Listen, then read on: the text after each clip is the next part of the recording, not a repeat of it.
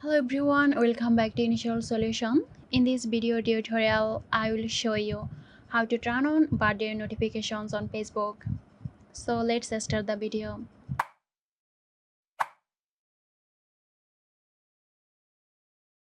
Open the Facebook app on your phone. Select the menu button in the top right that looks like three horizontal lines. In the menu, select the gear to open the settings. Under Preferences section, click on Notifications. Scroll down and select birthdays. Make sure the allow notifications on Facebook tool is turned on. Now just select how you want to get birthday notifications. You can get notifications through the Facebook app, email or text.